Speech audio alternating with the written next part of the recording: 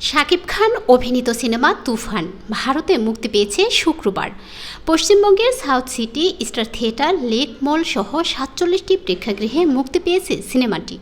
প্রচারে অংশ নিতে গত বুধবার কলকাতায় গেছেন শাকিব। বৃহস্পতিবার বিকেলে কলকাতার সাউথ সিটি মলে হয়েছে সিনেমাটির কলকাতা প্রিমিয়ার। একটা ভালো সিনেমা পুরো পৃথিবীর মানুষকে আনন্দ দেয়। এর আগে বিকেলে এক সংবাদ সম্মেলনে সিনেমাটি নিয়ে কথা বলেছেন শাকিব মিমি। সেখানেই অভিনেতার কাছে প্রশ্ন করা হয়, সিনেমাটির চিত্রনায়িকা শবনম ইয়াসমিন বুবলি দেখেছেন কিনা, আর দেখে থাকলে রিয়াকশন কী। এরপর ওই সংবাদকর্মী মিমি চক্রবর্তীর সঙ্গে কাজের অভিজ্ঞতাও জানতে চান শাকিবের কাছে। শাকিব খান মাইক্রোফোন নিয়ে কতক্ষণ মুচকি হাসেন, মাইক্রোফোন ছাড়া মজা করে বলেন কোনো রিয়াকশন নেই। এরপর প্রশ্নটির উত্তরে শাকিব বলেন, প্রাসঙ্গিক প্রশ্নে ফিরি, মিমির সঙ্গে কাজের অভিজ্ঞতা কেমন ছিল?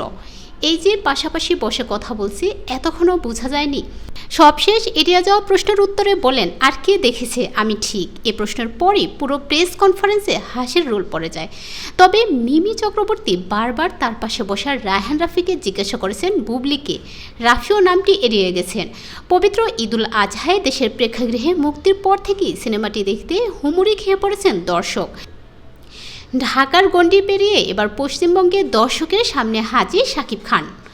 তুফান সিনেমার পোস্টার আর বিলবোর্ডে ছেয়ে গেছে কলকাতায় শহরের ব্যস্ত রাস্তার মোড় থেকে অলিগলি, সবখানে শোভা পাচ্ছে সিনেমার বিলবোর্ড। মেট্রোর স্টেশনে প্রদর্শিত হচ্ছে ট্রেলার।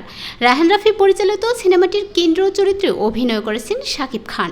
এই চলচ্চিত্রে আরও রয়েছেন চঞ্চল চৌধুরী, নাবিলা, মিমি চক্রবর্তী, গাজী রাকায়েত, ফজলুর রহমান বাবু, মিশা সওদাগর, সালাউদ্দিন লাবলু প্রমুখ।